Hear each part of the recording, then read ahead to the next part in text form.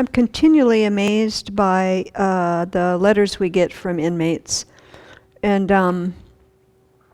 it amazes me on many different levels. Mostly, I think, because the contrast of the environment that we have here, everything's so conducive to practice. And when I contrast that with the environment that inmates have to try and practice the Dharma, and to see their depth of practice and their growth, over time. We've been doing this quite a long time. We've had this newsletter going since, what did we decide? Maybe mid-1990s. So, for quite a long time. And many of these inmates write for years, and you can start seeing the fruits of the practice. So I wanted to share one letter today that we got recently. This is from a fellow in West Virginia. And he just called this piece Practice. In the Dharma Dispatch, the newsletter, I ask for inmates to share their experience with their practice. And so that's how we get a lot of these letters. And then I put them in newsletters so others can learn from their peers, for the other inmates. So he writes, one of the many things we discuss in our Buddhist group is the responsibility of the one to put the lessons of the Dharma into practice. Yesterday I read the first and second chapters of the Dhammapada, the pairs and heedfulness, to our group, noting that one that learns the words but fails the actions in reality learns nothing. On the yard, an inmate asked me how learning Buddhism will help me in prison. He made references to God in his statements. I told him he should be blessed to have that connection, that spirituality, and I hoped he would be the hardest worker for that blessing. I stated my own view as well. There are other prisons than the ones of razor wire, and those I am also ultimately responsible for putting myself in. This dukkha, delusion, unhappiness, and ignorance. As it was this that put me in those dark places, it must be me that brings me out of them. No God, no deity. Responsibility is mine alone. I must make the effort, no one else can. Many inmates here blame other things for their being in this particular situation. God, mother, father, judges, prosecutors, informants, snitches, bad women, etc. Never once towards their own mirrors.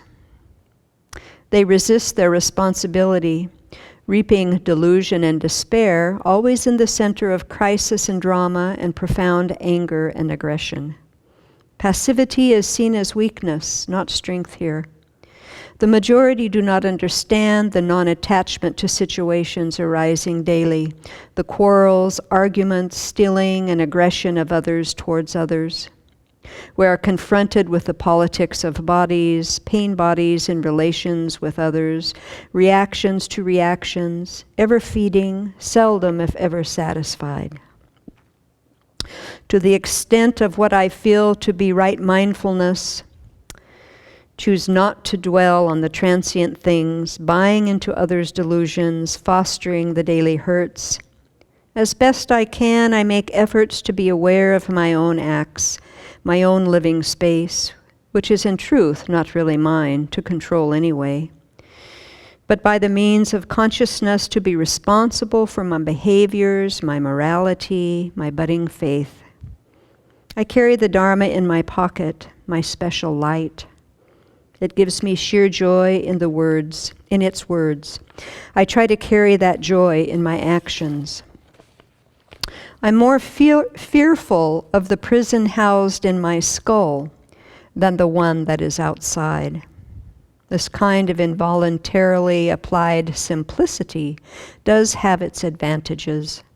I can focus on my own enlightenment, which in turn I may help others in theirs. You can concentrate on a life of service. Acts of violence may be amplified here, but so can acts of love and compassion. You find slothful and devious people in many places here, making the virtuous friends you do find more intense, more determined, and more sustaining. We are all in it together, no matter where we reside. So really beautiful.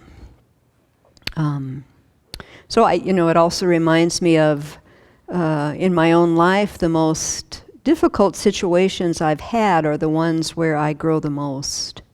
And so we can see, these difficult situations for these folks, that if they get the right tools, there is nothing that the mind can't do, And so it's so sad to see how in this, especially in this country, how we really waste these kinds of good minds. We throw people in these little cages and lock them away.